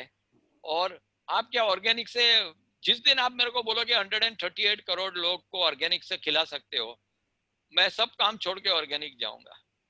जिस दिन आप बता सकते हो कि ऑर्गेनिक करने से वो जो आता है ना, वो कौन से तीड़ आते हैं, उसको क्या बोलते हैं, जो करोड़ों में आके सब खा के जाते हैं। हाँ वो जो अभी आए थे, हाँ उसको आप बोलते हैं। हाँ तिंडा बोल, उसको आप ऑर्गेनिक से रोक सकते हो क्या? अगर तो it is finally the farmer who is at the center of everything. Locust. Not organic है, inorganic है। Organic is good for the soil, good for people, everything is good. पर उसको भी एक सेंसिबली करने की आवश्यकता है। डेफिनेटली हम लोग ने जो पहले 15-20% ऑर्गेनिक था उसको 70% तक ले गए, बट 100% ऑर्गेनिक नहीं है। कौन कौन अभी है देख सकती हो, कोई तरीका है? देखो जी। अच्छा, और है कि अपने महाराष्ट्र में was there political resistance, and if yes, how did you handle it? थोड़ा ना, मैंने पहले कुछ 15 गांव में गया था ना, तो वहां पे मैंने एक रूल बना दिया था कि अगर यहाँ पे कोई बीजेपी या राष्ट्रवादी पार्टी या कांग्रेस बोलेगा ना, तो मैं इस गांव से उठ के निकल जाऊंगा। तो 3 बड़े गांव ऐसे थे, उन्होंने कहा बीजेपी वाले ने हमको मैसेज नहीं दिया, वो नहीं दिया, तो मैं उठ के गाड़ी में बैठ के निकल गया। लेकिन ये बहुत पॉलिटिसाइज एरिया है। ये गोपीनाथ मुंडे थे, वो उसका एरिया है, अभी धनंजय मुंडे और उनकी। लेकिन एक न्यूक्लियर डिटरेंट होता है कि इंडिया के बाद न्यूक्लियर डिटरेंट है तो कोई उसको अटैक नहीं करेगा, तो वो यूज नहीं करते, लेकिन वो डिटरेंट तो है, उससे न्यूक्लियर अटैक्स नहीं होते हैं। वैसे भी मैं भी एक रेप्यूटेड पर्सन हूँ, और मेरी क्रेडिबिलिटी शायद वहाँ के पॉलिटिशियन से भी ज्यादा है। तो अगर वो मेरे को डिस्टर्ब करने की कोशिश करेगा तो मैं एक प्रेस कॉन्फ्रेंस ले लूंगा, तो उसकी कैरियर खत्म हो जाएगी। So nobody disturbs me and I disturb nobody. मुझे कोई इंटरेस्ट नहीं है पॉलिटिक्स में। और वहाँ जितने लोग काम करते हैं उनको भी ये समझ में आ गया है कि इनके साथ पॉलिटिक्स की बात की तो immediately they will just throw away our village only, तो उसके विलेजर उसको पकड़ के मारेंगे। तो I have been able to fortunate. लेकिन इतनी बड़ी बात करता हूँ, हो सकता है कल ही पॉलिटिक्स उसके अंदर आ जाए, लेकिन इतने साल तक आया नहीं है। एक क्वेश्चन में चैट से ले आया है, if everyone grows trees, who will go crops? Since this is a long-term project, will it affect India importing or falling short of crop-based produce in future? अरे यार, हमारे यहाँ तो ये पूरा फार्मर एजिटेशन चल रहा है कि इतना सरप्लस क्रॉप है व्हीट और राइस। राइट। का तो पूरा जमेला है। राइट। लेकिन इंडिया 4.21% एरेबल लैंड के ऊपर फ्रूट लगाता है। चाइना 13.95% लगाता है। And China is the largest exporter and gaining thousands of crores as foreign exchange for fruit plantation. तो मैं PMO में गया था, मैंने एग्रीकल्चर मिनिस्टर्स को सबको मिला। मैंने कहा कि अगर आप 4.21% जो है इसको अगर 11% कर दे in the next 5 years, I did not meet the prime minister, वो ये सब फार्म बिल के चक्कर में मिलना भी कोई आवश्यक नहीं था, तो अगर 11% कर देते हैं तो it will add 3.23 lakh crore rupees to the GDP, to the revenue, which is 2.2% of India's GDP or 13.9% of agriculture GDP of the country. This is massive. आप करो ना फ्रूट प्लांटेशन 4.21 से 11 ले जाओ, उसको फ्रूट को पोस्ट हार्वेस्टिंग करो, processing करो, इसको एक्सपोर्ट करो, क्या फायदा है आपको। और ये 4.2 है, वो 96% बाकी के क्रॉप है, आप इधर फिक्र करने की कोई जरूरत नहीं है। And it will flow to the people who need it. It will थोड़ा also न्यूट्रिशन equitable. बढ़ेगा, गरीबों का न्यूट्रिशन बढ़ेगा, क्वांटिटी बढ़ेगी, रेट कम होगा, ये सारे बेनिफिट ही बेनिफिट है। So you gave up your job to drive this mission, but as young Indian members with limited time frame, how do we earn the trust of a village? ये सबसे मुश्किल है यार, वो जाके काम करना, यंग इंडियन जाके कुछ करके आता है, वो सब चैरिटी वाला वर्क है। लेकिन अगर आपको, तो आपको किसके साथ वर्क करना पड़ेगा, you have to work with some people who are willing to give their lives for it. But if you go on a weekend, you go to places which is 100 kilometers from Calcutta, जैसे rotary club वाले आके हमको बोलते हैं we want to work with you, तो मैं पूछते हैं कितना दूर है, बोला 530 किलोमीटर्स, तो बोले यार 100 किलोमीटर में कुछ है तो बताओ, हम लोग वीकेंड में जाएंगे। तो मैं उनको एक जोक बोलता हूँ, मैं कहता हूँ कि एक आदमी रात को 2000 की नोट ढूंढ रहा था लैंप के नीचे, तो किसने पूछा भैया गिरा किधर है, बोला गिरा तो अंधेरे में है, लेकिन लाइट इधर है करके मैं ढूंढता हूँ। वैसे गरीबी तो दूर है, लेकिन हमको कन्वीनियंट होता है, इसलिए हम नजदीक में प्रोजेक्ट लेते हैं। तो ये अपने को, मैंने तो ये सोचा है कि जो वर्स्ट एरिया है वहीं काम करूंगा। Sir, but just wanted to ask के entrepreneurs के लिए और for our members, is there what kind of opportunities rural area में वो देख सकते हैं? Huge opportunities. Rural areas are area which are almost virgin of technology. और आपके पास इतना knowledge है, if you were to use your knowledge to improve the life, so many things you can do once you go inside.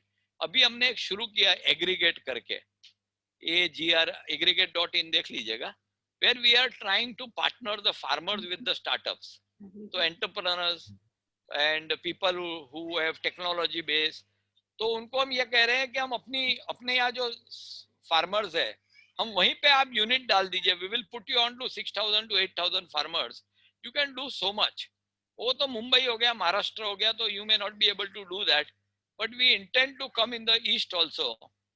अगर आप लोगों का साथ होगा, अशोक जी ने मुझे कमिट किया था कि आप आओगे तो यहाँ पे हम साथ में भी काम करेंगे।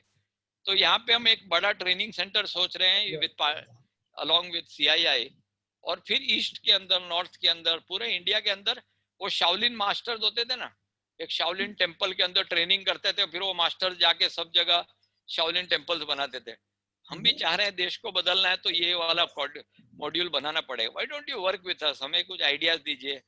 मेरे पास कोई बैंडविड्थ नहीं है, इंटेलेक्चुअल बैंडविड्थ भी नहीं है, मैं तो एक पैशनेट आदमी हूँ, थोड़ा बहुत कर सकता हूँ।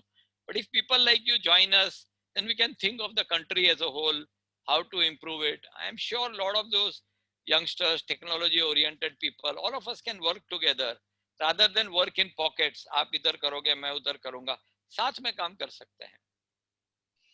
और फार्मर्स जो हैं, अब क्या स्कूल फीस, मेडिकल एक्सपेंसेस और जैसे घरों में टॉयलेट बनाना, ये सब अपने आप कर पा रहे हैं क्या? महाराष्ट्र की बात करूं तो काफी सब्सिडीज हैं, और काफी मिडल मैन है जो सब्सिडीज लाके भी देते हैं, क्योंकि करप्शन इतना है। तो सबने टॉयलेट तो हमारे यहाँ बना दिया। स्कूल्स, जिला परिषद स्कूल हर गांव में है, उसकी क्वालिटी ऑफ एजुकेशन बहुत ही पुअर है। हेल्थ केयर का थोड़ा बहुत है, थोड़ा it could be better. So there are challenges. इतनी पॉवर्टी में चैलेंजेस तो होगी ना। आप पॉवर्टी को दूर कीजिए ना, सारी चैलेंज अपने आप वही मिटिगेट कर देगा। फार्मर को उतना, meaning one of the best communities in this world must be the Indian farmers. उसको सहन शक्ति भी है, वो नया टेक्नोलॉजी अडॉप्ट कर सकता है, वो नई काम कर सकता है, वो बहुत कुछ कम्युनिटी में एक साथ में काम कर सकता है। उसको सपोर्ट की जरूरत है, उसको कोई एम्पैथी की, सिंपैथी की जरूरत नहीं है। He The just needs support of people like us who understand what can happen, what are the potential. Gee, sorry. Sorry. The ponds and water bodies you had made, do they give water for the whole year or is there a dry season for that also? And उसमें फिर आप जो नए ये fruit के farms हैं उनको tubewell का भी पानी लगता है क्या? नहीं, सबको अपना अपना पानी तो इकट्ठा करना पड़ेगा. अगर उसने 2 एकड़ 4 एकड़ लगाया तो जो कम्युनिटी का पानी है वो तो इनफ नहीं होगा. मैं आपको एक इंटरेस्टिंग स्टोरी बोलता हूँ. हमारे यहाँ एक पापनाशी नदी है 70 किलोमीटर की. तो मुझे लगा कि वहाँ जो एक्वीफर है, वो एक्वीफर क्या होता है ये 1-2 मिनट में बताता हूँ.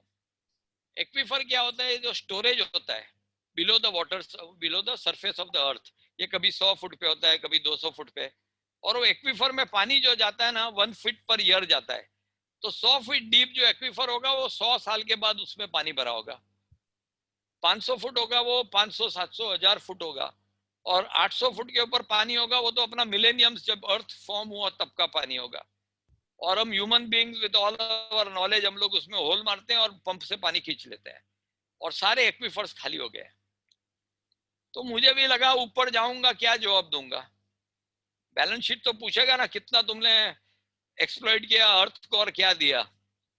तो मुझे लगा यार पानी अगर 15 सेकंड में वापस आता है तो पानी 15 सेकंड में अंदर भी जा सकता है. तो हमने पाइप्स बनाए जमीन के अंदर, right in the heart of the river, और उसमें फिल्टर लगा के एक्वीफर तक पहुंचा दिया. तो जो बारिश आता है, नदी जब फ्लो होती है ना, तो सारा पानी नीचे चले जाते हैं और सारे एक्वीफर्स भर गए. तो जो मेरे को 500 फुट के ऊपर पानी आता था 50 फुट के ऊपर पानी आने लगा. तो ये सब कॉमन सेंस है, मैंने भी कहीं सीखा नहीं था. तो every area, every challenge is an solution also. You just need to think deep enough. जैसे आप भी फ्रेगमेंटेड लैंड का बोलते हैं, कोई ना कोई सॉल्यूशन होगा.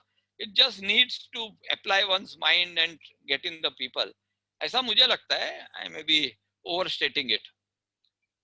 ये जो पर्मा कल्चर के बारे में आजकल बहुत बात हो रही है, उसमें कोई वो है क्या? नहीं, मुझे ज्यादा पता. अच्छा, मैंने उसका थोड़ा स्टडी किया था पर I don't know enough to talk about it. ठीक है. और ये do farmers take crop insurance and has it been useful? Crop insurance has been useful. The government gives good crop insurance.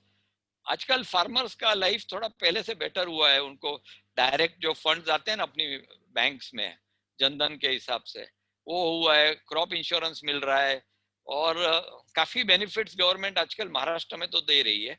मुझे वेस्ट बंगाल का पता नहीं है, but government is trying to improve. But ये सब ना इंक्रीमेंटल चेंजेस है, ये सब डोल्स है. आपका ये हुआ, चलो आपका ये माफ कर दिया, आपको थोड़ा ये दे दिया.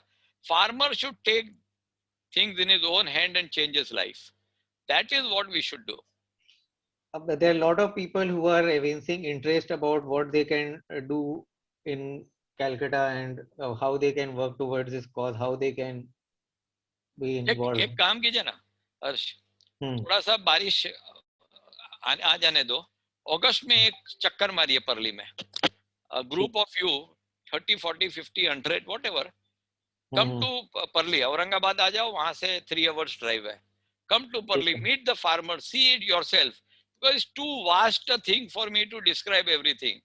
And then I will tell you कि भाई आप ये करो, तो वो तो एकदम चाइल्डिश हो जाएगा. आपका वहाँ का सिचुएशन भी अलग है, आपके चैलेंजेस अलग है, फार्मर्स अलग है, और वहाँ पे जो मैंने लगाया वो पेड़ नहीं लगेगा, वहाँ अलग पेड़ लगेगा. But that's not a big challenge. वो तो हर जगह अलग अलग चीज लगेगी डिपेंडिंग द सॉइल. यहाँ के लिए अलग रिसर्च करना होगा. पर ठीक है ना. तो आप में से एक टीम बना के come to Parli, meet the farmer, see the issues, फिर आप ही सॉल्यूशन ढूंढ दोगे. मैं कोई प्रोफेसर के जैसा आपको सॉल्यूशन बोलूं, ये भी कितना अप्रोप्रिएट है. So what are your views on the new farm laws? Are they? I have very strong views. Many of you may not like it. क्या हो रहा है कि Punjab, Haryana, some part of western UP, इनके यहाँ पे एक शॉर्टेज थी व्हीट की और राइस की, और ये लोग उसको उगाने लगे. और आज ये हो गया है कि इतना ज्यादा सरप्लस हो गया है. अभी मैं भोपाल में था, वहां पे रायसन डिस्ट्रिक्ट में, तो कलेक्टर ने बोला हमने पीछे के क्लास पूरे बंद कर दिए स्कूल के, वहां पे व्हीट इकट्ठा करके रखा है. वो 3 साल के अंदर चूहा खा जाएगा या सड़ जाएगा. तो 2 लाख करोड़ रुपए का हमारा लॉस हो रहा है just for storage of wheat and rice. अब इनको आदत पड़ गई है कि भाई अभी तो एमएसपी में जो भी बिहार से लेबर आ जाता है और ये एरियाज के अंदर वो पूरा व्हीट निकालते हैं, राइस निकालते हैं और उसको गवर्नमेंट को जबरदस्ती लेना है, लेकिन गवर्नमेंट उसके अंदर टैक्सेशन भी लेती है, वो अर्थियास का भी बेनिफिट होता है।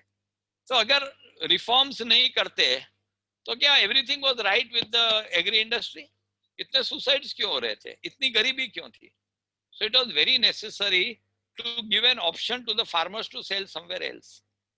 आई रिमेम्बर इन 1991 जब लिबरलाइजेशन ऑफ इकोनॉमी हुआ तब 7 या 8 बार भारत बंद किया गया कि ये फॉरेन से लोग आएंगे, इस देश को खत्म कर देंगे, सारे पूंजीपति आएंगे। उस समय अंबानी और कोई थे, टाटा, ये बोले ये सारे लोग आके इस देश को खा जाएंगे, जिसके पास पैसे होंगे वो लूट लेंगे देश को। लेकिन आज हाइंडसाइट में हम देखते हैं वो liberalisation 91 economy of opening of economy जो हुआ था उससे अपने बहुत लोग पॉवर्टी के बाहर गए हैं, देश को काफी बेहतर हुआ है। So to my mind this is the liberalisation और ओपनिंग ऑफ द एग्री और फार्म सेक्टर। हमारे यहाँ जो पपैया बेच रहे थे वो महाराष्ट्र में ही अगर बेचते तो 4 रुपये 5 रुपये में बेचते, पर वो ओपन हो गया और बाकी के देश से सब लोग आए तो 20, 21, 22 रुपया देखे गए। ये फायदा तो किसान को ही हुआ, वो बायर को ही हुआ है। तो अगर मंडी भी चालू रख के अगर उनको दूसरे ऑप्शन भी दिए जाए बेचने के, तो मुझे तो इसमें कोई गलत नहीं लग रहा। I think it's the only way to do it. और जो ऑब्जेक्ट कर रहा है उनके अपने व्यूज होंगे, I don't want to get into it. और जो पॉलिटिकल ओपोनेंट है they are also taking that space. तो ये बहुत कुछ इस तरह का काम हो रहा है। I am not a big fan of all of that, but definitely I think the farm bill is one of the finest piece of legislation, and I also think that the government has been very sensible to keep the doors open for negotiation and discussion. पर वो government farmer बोल रहे हैं कि माई वे और highway इसको पूरा वापिस ही लो, तो ऐसे ब्लैकमेल तो कोई कंट्री एक्सेप्ट नहीं कर सकता है ना। We are a sovereign nation, nobody can blackmail the government which has been elected with this majority to say get do what I tell you or we will do. So I don't think I am not in favor of the agitation against the farm bill. जो भी उसमें कमियां भी है, I know that there are some shortcomings and limitations in that through negotiation, through discussion they should be removed. ये जो price है of papaya, जैसे आपने कहा 22-25 पर केजी, और प्रोडक्शन इंक्रीज होने से प्राइस जब गिर जाता है तो उन्हें प्रॉब्लम नहीं होती है तब? मैं एक बुक है हॉर्टिकल्चर की, उसको पढ़ रहा था। मैंने बोला 1 लाख पेड़ मैं लगाऊंगा तो उसका इम्पैक्ट क्या होगा मार्केट के ऊपर, और मैंने देखा वो 1 लाख पेड़ is 0.03% of the total trees in fruit trees in India. तो बहुत नेग्लिजिबल है। होगा भी तो होने दो ना, थोड़ा बहुत अगर प्राइस कम होता है और कंज्यूमर को बेनिफिट होता है तो उसमें कोई दिक्कत नहीं है ना। एक मिडिल क्लास भी फ्रूट्स खा पाएगा, उससे लोअर क्लास भी फ्रूट खा पाएगा। ये 4 लाख नहीं कमाएगा, 1 लाख कमाएगा। अच्छा, इनिशियली हम जब गांव में जाते हैं और इनिशियल फ्यू फार्मर्स को वो अडॉप्ट करने के लिए बोलते हैं, तो वो जो फ्रूट है उसका लॉजिस्टिक्स कॉस्ट बहुत हाई है उसको ट्रांसपोर्ट करने का। तो इनिशियली वो उनको इनकम कैसे होती है? How do we reward the first early adopters? देखिए ना, this is a serious point of discussion कि अगर आपके पास 4 फार्मर आया है, उसने लगाया ना, तो उसको कोई फायदा नहीं होने वाला, वो ऑलरेडी फ्रूट के लगाया है। आपको तो इसको एक क्लस्टर बेसिस पे ही लेना पड़ेगा। So you have to take 20 villages, 15 villages all together at one time. ये नहीं होगा कि मैं एक मॉडल पहले बनाऊंगा, वो मॉडल ठीक चलेगा, वो मॉडल 3 साल ले लेगा, वो तब तक तो पूरा हवा ही निकल गया होगा।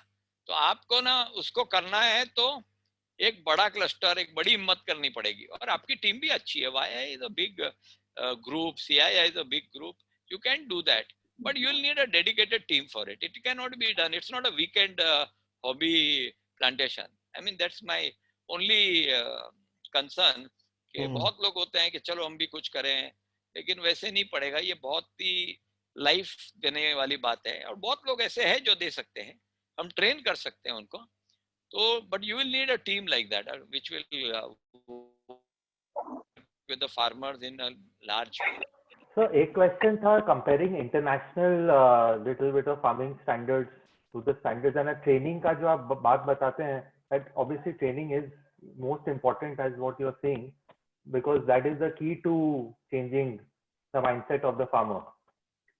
So can you tell us थोड़ा सा little bit about international standards, how they apply here? Internationally, there is a lot of work being done on planting material. कि कैसे उसको आप प्लांट को कैसे बनाए डिजीज फ्री बनाए, सीड्स कैसे बनाए डिजीज फ्री बनाए, और फिर उसके ऊपर यहाँ पे तो प्लांटिंग मटेरियल के ऊपर कोई है ही नहीं, तो रास्ते के ऊपर कोई नर्सरी चालू कर देता है, वो कुछ ना कुछ कचरा बेच के जाता है. तो फर्स्ट स्टेप ही आपका रॉन्ग है. इसलिए हम लोग कहाँ कहाँ ढूंढ के अच्छे से अच्छा प्लांट लेके वहां भी एक आदमी को फुल टाइम रख के मॉनिटर करते हैं, पेड़ लेने के समय एक एक चेक करते हैं, फिर उसका डिजीज वायरस ये बहुत कुछ चेक होता है. तो internationally there is a lot of checks and balances which will ensure that the crop does well. और उसके बाद तो उनका पोस्ट हार्वेस्ट का तो इतना काम होता है. So there is a lot of things that we learn. But अपनी सब इंडस्ट्री ने क्या नहीं सीखा? क्या कोई कांच बना रहा है, कोई फर्नीचर बना रहा है, कोई मशीन्स बना रहे हैं, तो ये सब जर्मनी जाके कोई ये सीख के आया, कोई वो सीख के आया, तो प्लांट्स को क्यों नहीं सीख सकते हैं? This is a hugely competitive, and we have the farmers, we have the land, we have the technology, we have everything जो transform कर सकता है. But we need to focus and make them do things. I always felt कि government is doing that, but जैसे deep गया मुझे लगने लगा कि government खाली डोल देता है, उसमें और कुछ नहीं होता है. तो मेरी भी ability to deal with government has also reduced. पहले तो मैंने उनसे कुछ पैसे भी निकाले थे उनकी स्कीम से, लेकिन the effort is too much. Cost benefit ratio देखेंगे ना तो इतना मेहनत लगता है गवर्नमेंट से थोड़ा सा पैसे फार्मर के लिए निकालने को कि मैंने तो छोड़ ही दिया है. मैंने बोला मैं और फार्मर मिलके अपना जीवन सुधारेंगे, मुझे सरकार की जरूरत नहीं है. It is not necessary the right way. I am sure organisations like yours can do much more. ये मैं अपनी खुद की लिमिटेशंस बोल रहा हूँ. What do you think about B2B and B2C and अभी जो logistics का challenges जो है transportation का और जो online marketplaces है for helping the farming community or direct selling का, what is your? So it's a good thing and the world is going to go towards that. हमारे यहाँ भी जब सब्जी आती है वो तो यही आती है, B2C वाली आती है, वो गांव में से जाके लेते हैं, घर में पहुंचाते हैं. और ये चीज पुणे में, मुंबई में, बैंगलोर में शुरू भी हो गई. आई डोंट नो अबाउट कलकत्ता, लेकिन ये होने वाला है. बीच का जो मिडल मैन है वो कटने वाला है. फिर ये आप सोचोगे कि जो स्टार्टअप आया है जो ये काम करता है वो मिडल मैन बन जाएगा. ऐसा नहीं है कि आपको फार्मर को 2 पैसा भी ज्यादा देगा, वो तो उल्टा उसको खींच के तोड़ेगा.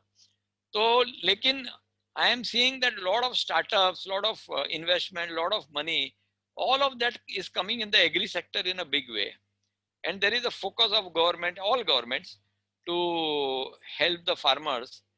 but वो डोल वाला जो बात होता है ना कि उसका क्या बोलते हैं, लोन सारे वेवर करना, ये करना, उससे कुछ फायदा नहीं हो रहा है. बट अगर स्ट्रक्चर्स बनते हैं, अभी एफपीओ के ऊपर गवर्नमेंट का बहुत फोकस है, अगर उनको करें, नाबार्ड काफी फंड्स देती है, तो मुझे लगता है, और यंगस्टर्स और बहुत सारी स्टार्टअप्स आ गए एग्री इंडस्ट्री के लिए. I think youth is going, youth training and technology, मैं कह रहा हूँ ये 3 ही देश बदल सकता है. So I think we can expect some unicorns to come up in the agri startup sector. Absolutely. मेरा जो मैंने स्टार्ट किया ना एग्रीगेट करके, तो उसमें भी आप देख लीजिए, if there are unicorns, startups, new things, तो you are most welcome to participate in that. This is a 1-year program, उसमें हम लोग अवार्ड्स भी देंगे और वो भी करेंगे, क्या बोलते हैं, हैकाथॉन भी करेंगे, तो सब कुछ कर रहे हैं. तो एक बार हमारी वेबसाइट पे जाके देख भी सकते हो आप. There is one last question which is relevant to the last answer. How do we convince the FPOs? The FPO क्या convince करना है? FPOs are organization of farmers who are already convinced. कैसे बेचना क्या, मैंने उनको तो यार रुपया कन्विंस कर सकता है. आप बोलोगे आप साथ में इकट्ठा हो गए और जो 10 रुपये में बेच रहे हो 12 में बेच सकते हो, तो आपको क्या उसमें कन्विंस करना है. पर मैं देख रहा हूँ कि FPOs भी जो बने हुए हैं ना कोई बड़ा पॉलिटिशियन या कोई वहाँ का MLA या कोई, ये सब अपने FPO बनाते, अपने लोग रखते हैं, अपने हिसाब से काम करते हैं. genuinely democratically working FPOs are, you can count on your fingertips. As I don't think we have any more questions, and we have spent enough time on that. So I'm asking Ashok Ji Modi if he wants to ask any question or any comment to make to close, before we close.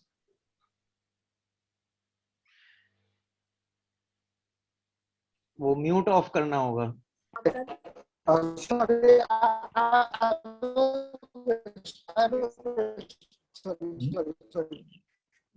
नहीं ठीक है, बहुत अच्छा लगा, programme बहुत अच्छा हुआ और काफी लोग ज्वाइन किए, नॉर्थ ईस्ट से भी आए हैं.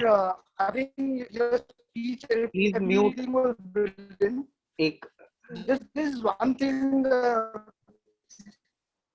हेलो, कोई क्वेश्चन पूछ रहे हैं क्या? कौन है? Akash is trying to say something, but his network is poor. अच्छा अच्छा. I was asking अच्छा ठीक है, वो अपने फिर ऑफलाइन ले लेंगे. Sorry to disturb you. Sorry to. Akash, I'll request you to please write down your question, and we will put Harsh will say it. You are not being able to be heard. Sir, this is Ram, and I have one small question. I am the branding and marketing partner to the government of AP, and I work to promote the handloom, handicraft, and the FPO produce. The problem that we are facing right now is the marketing. So I would request you to please throw some light on the marketing techniques that are being, used by Global Pali or Aggregate or any of other companies that you know. See, one needs to understand, or we sometimes put too much focus on processing and working to increase value addition of fruits, but 80 to 90% of the fruits are sold in the market. वो जो सी quality का जो material होता है ना, जिसका shape भी टेढ़ा होता है, जिसका कलर भी उल्टा होता है, ये सारा माल प्रोसेसिंग में यूज होता है, क्योंकि वो प्रोसेसिंग वाला इतना सस्ते में लेता है कि आप उसको महंगी वाली जो अच्छे अच्छे फ्रूट्स होंगे ना, वो तो आपको मार्केट में ही बेचने पड़ेंगे, एक्सपोर्ट करने पड़ते हैं. तो सारी जगह माल बिक ही रहा है, मार्केट में भी बिक रहा है, प्रोसेसिंग यूनिट्स भी बिक रहे हैं. आपको थोड़ा सा ऑर्गेनाइज होके you may need to just look at which are the sources where things are being bought. Here, there are more market forces which you will have to tackle. But what other things can I tell you? We are selling, for example, हमारे यहाँ papaya का एक team आ रहा है दिल्ली से, तो ये 40 लोग आते हैं एक साथ में और डेली के 20 ट्रक लेके जाते हैं. तो ये होलसेलर है, वो लेके जाएंगे वहां पे, वो बेचते हैं. कुछ रिटेलर्स आके हमसे लेके जाते हैं.